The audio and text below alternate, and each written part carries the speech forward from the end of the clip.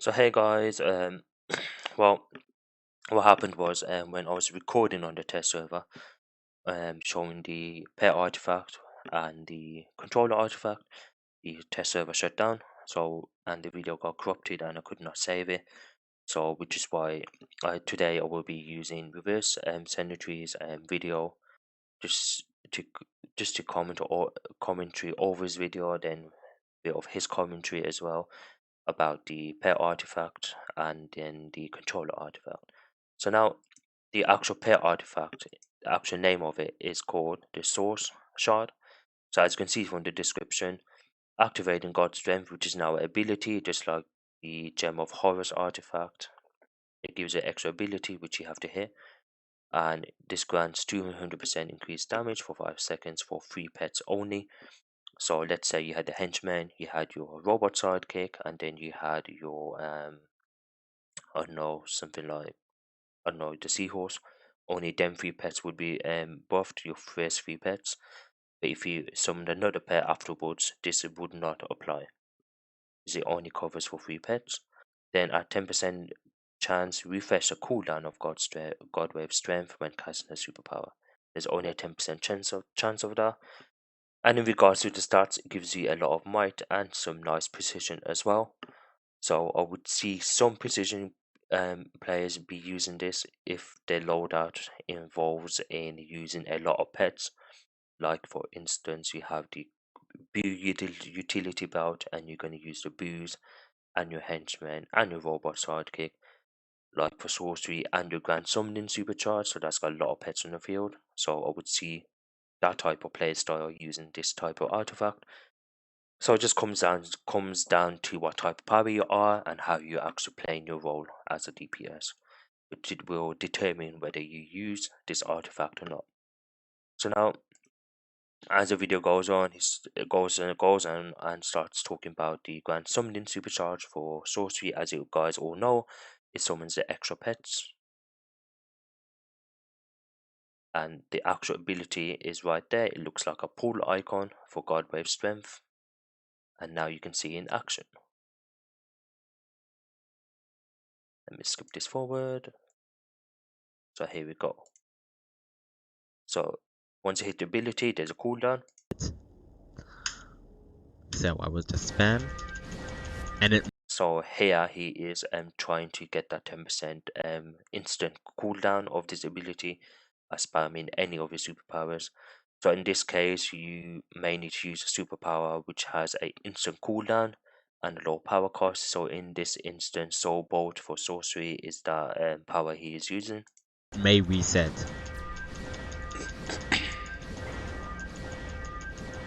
So on the first time, it does not get reset. But on the second time, this comes off cooldown.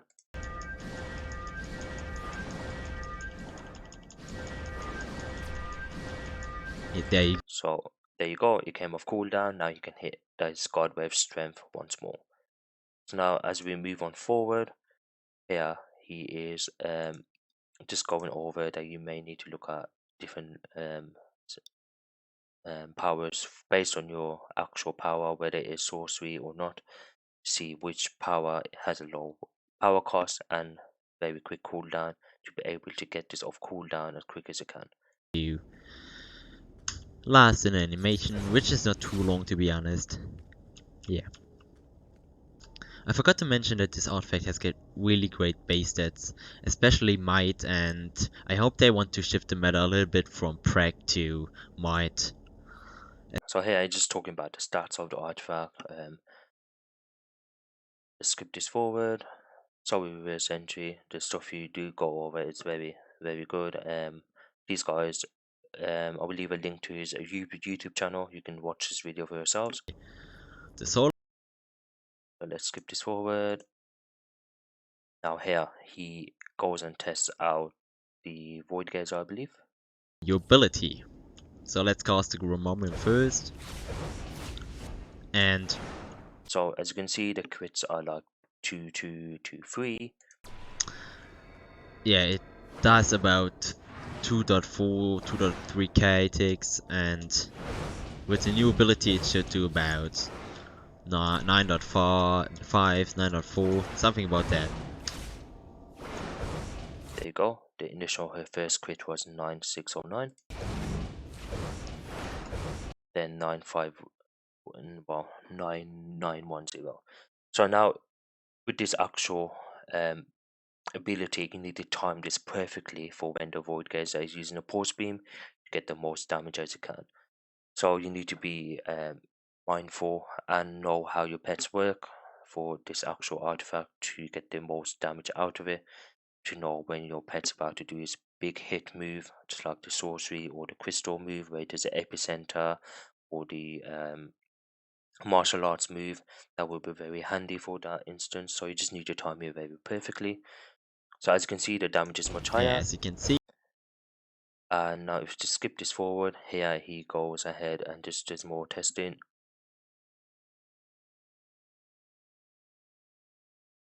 Skip this forward. So now here he actually tests out the Grand Summoning Supercharge without the God Wave Strength. And let's skip this forward. Yeah, as you can see the numbers on the screen. So now after combat, see the extra damage. So now the total was 51k. So I'm going to type this number on the top so we can compare the actual numbers. So 510862 is the first number. Now this is with the shard artifact, the grand summoning. Now let's see the ticks first before I pause the video. There you go, 11k ticks, 16, 22. This guy's a lot of ticks. Now skip this forward. Oops, skipped it 2 forward. There we go, 84. So you can see the damage difference is huge. So 84, 3, 651. So now if you use a calculator very quickly,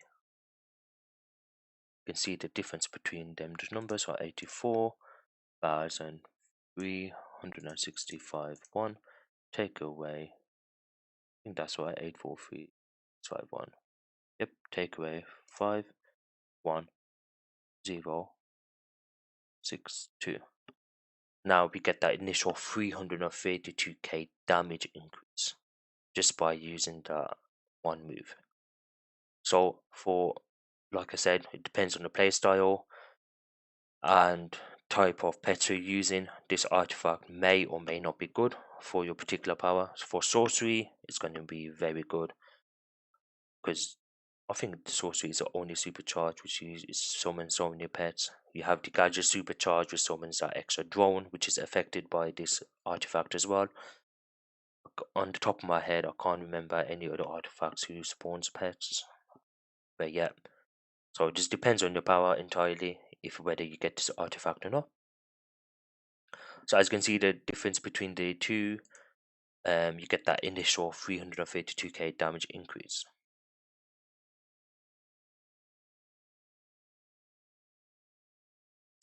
Okay, let's now skip this forward. Now this is where it goes over the control artifact.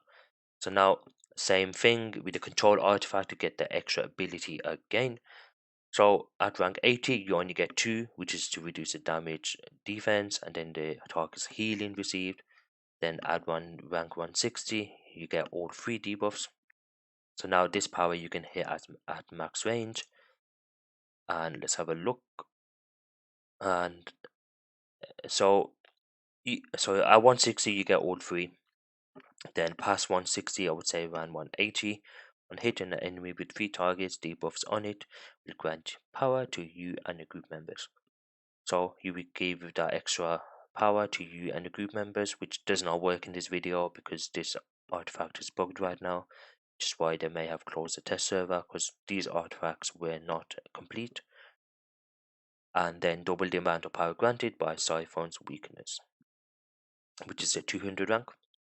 So you get that double power going off at the same time. So now let's have a look how this works.